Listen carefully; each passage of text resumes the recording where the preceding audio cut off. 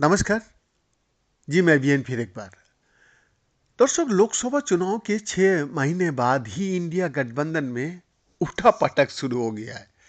आधिकारिक तौर पर भले ही गठबंधन में टूट नहीं हुई है, लेकिन आंतरिक तौर पर इसके स्ट्रक्चर में बदलाव होने की चर्चा शुरू हो गया है। पिछले 1 महीने के भीतर गठबंधन में शामिल 6 पार्टियों ने जिस तरीके से कई बड़े मुद्दे पर कांग्रेस का साथ छोड़ा है, उससे इंडिया के फिर से यूपीए में तब्दील होने की बात कही जा रही है। 2023 में संयुक्त प्रगतिशील गठबंधन यानी यूपीए को खत्म कर विपक्षी दलों ने इंडिया गठबंधन का निर्माण किया था। 2022 में नीतीश कुमार ने यूपीए के विस्तार की कवायद शुरू की थी। नीतीश ने इसके लिए अरविंद केजरीवाल से लेकर ममता बनर्जी तक और अखिलेश यादव से लेकर सीपीएम के सीताराम येचुरी तक से संपर्क साधा था।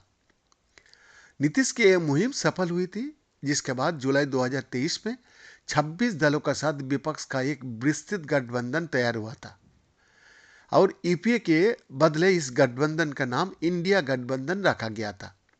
जी हाँ, इंडिया गठबंधन में जहां यूपीए के डीएमके, एनसीपी शरद, झारखंड मुक्ति मोर्चा, आरजेडी जैसे दलों का शामिल किया गया था, वही गठबंधन में सपा, आम आदमी पार्टी, तृणमूल कांग्रेस, बाप और रालोपा जैसी नई पार्टियों भी जुड़ी थी। हालांकि जनवरी 2024 में गठबंधन से सबसे पहले नीतीश कुमार ही निकाले थे। नीतीश ने इंडिया का दामन छोड़कर एनडीए का दामन थाम लिया। 1 महीने में 6 पार्टियां का मोहभंग। एक समाजवादी पार्टी, लोकसभा में तीसरी सबसे बड़ी पार्टी सपा आधिकारिक तौर पर इंडिया में शामिल है, लेकिन कई मौके पर सपा ने कांग्रेस से अलग स्टैंड लिया है। मसलन जब ममता बनर्जी ने इंडिया की कमान संभालने की इच्छा जताई तो अखिलेश की पार्टी ने सबसे पहले इसका समर्थन किया। सपा उद्योगपति गौतम अदानी के मुद्दे पर भी कांग्रेस के साथ खड़ी नहीं दिखी। पार्टी का कहना था कि इस मुद्दे को ज्यादा खींचने की जरूरत नहीं है।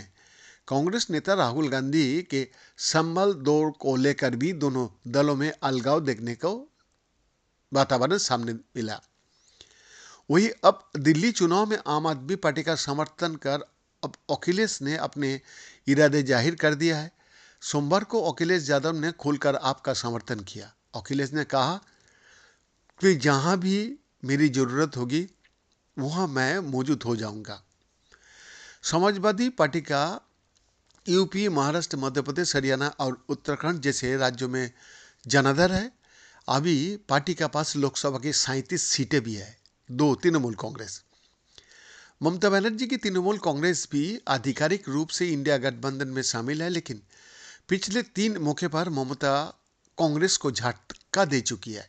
पहला मौका गौतम अदानी का मुद्दा था। पिछले दिनों संसद में अदानी को लेकर बुलाई गई राहुल गांधी की फ्लोर मीटिंग में टीएमसी का कोई भी सांसद शामिल नहीं हुआ था। दूसरा मौका तब आया जब ममता बनर्जी ने इंडिया में नेता बनने की इच्छा जताई। अकेले बूते पर बंगाल के चुनाव लड़ने वाली ममता ने इंडिया का भीतर सब कुछ ठीक ना होने का सवाल देकर गठबंधन की कमान संभालने का बात कही। तीसरा विवाद अभिषेक बनर्जी के एक बयान को लेकर उपचा है। ममता बनर्जी की भतीजे अभिषेक ने कांग्रेस से पूछा है कि आप बताइए ईवीएम कैसे हैक किया जाता है।